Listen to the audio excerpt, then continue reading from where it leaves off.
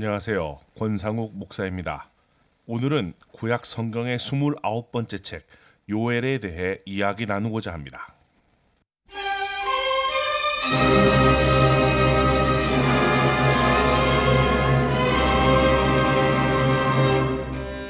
경고 없는 재난이 유다의 남왕국을 강타하였다. 급작스런 메뚜기의 재앙으로 모든 살아있는 푸른 식물을 갉아먹었다. 결국은 유다의 모든 소산은 끊어지고 말았다. 남유다의 왕 요아스의 통치 중에 하나님의 대변자 요엘은 하나님의 메시지를 선포하기 위해 이 기회를 잡았습니다. 메뚜기의 재앙이 죄에 대한 무서운 심판입니다. 하지만 주의 날에 있을 하나님의 장래 심판은 비교도 안 되리만큼 더 클 것입니다. 그 날에 하나님은 그의 원수들을 파멸시키실 것이지만 그에게 성실히 순종하는 자들에게는 비교할 수 없는 축복이 있을 것입니다. 먼저 제목에 대해 알아보겠습니다. 히브리 이름 요엘의 의미는 여호와는 하나님이시다라는 뜻입니다. 그 이름은 역사 속에서 하나님의 주권 사역을 강조하는 본서의 주제에 잘 맞습니다. 저자와 기록 연대. 저자는 당연히 요엘입니다. 그는 유다의 선지자이며 부두엘의 아들입니다. 부두엘의 의미는 하나님의 성실입니다. 요엘의 가문은 경건한 가문인 것으로 추정됩니다. 또한 말씀 안에서 자주 시온과 여호와의 집을 언급합니다.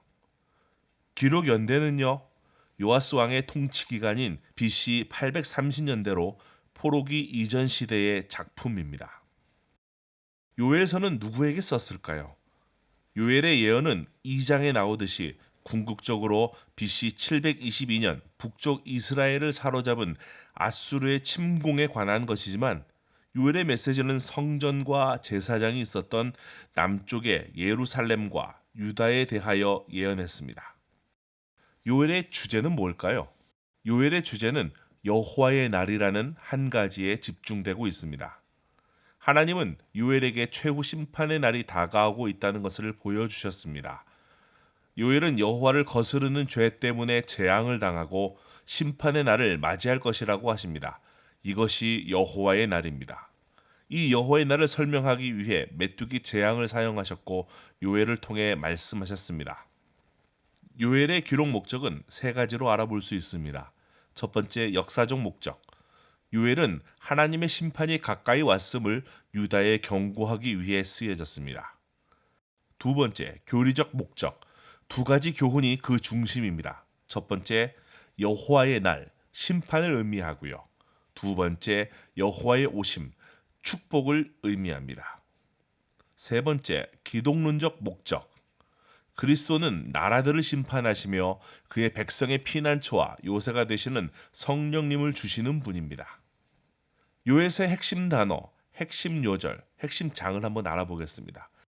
요엘서의 핵심 단어는 여호와의 날입니다. 두 번째로 요엘서의 핵심 절은 2장 13절입니다.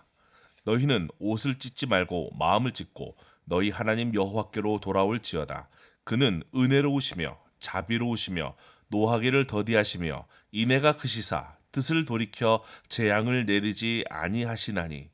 이 말씀은 구약 성경 전반에 걸쳐서 매우 자주 반복되는 하나님의 성품을 이야기하는 말씀입니다. 핵심 장은 당연히 핵심 절이 있는 제2장입니다. 요엘서에 나타난 그리스도, 첫 번째는 최후 심판을 행하실 그리스도, 심판자로서의 그리스도를 말합니다. 두 번째는 성령에 의한 그리스도의 구속 복음의 전파, 복음 전파자를 또 말씀하십니다. 요엘서의 특징은 전체가 3장 73절로 매우 적은 분량이지만 신구약에 방대한 영향을 끼칩니다. 이사야, 예레미야, 베드로, 요한, 바울 등이 이 말씀을 인용합니다. 예언의 특징인 개인적 경험이나 환상이 나오지는 않습니다. 남유다 백성 전체가 메뚜기 재앙과 한재로 인한 고통받는 것을 바탕에 두고 예언합니다. 여러분 잘 들으셨지요? 이 영상을 보시고 먼저 성경을 다시 읽으시고요. 한 번 더 이 영상을 보시기 바랍니다. 그리고 뒤에 이어지는 퀴즈도 풀어보시고요. 여러분들의 좋아요와 구독은 하나님 나라의 좋은 컨텐츠를 만드는 데 큰 도움이 됩니다.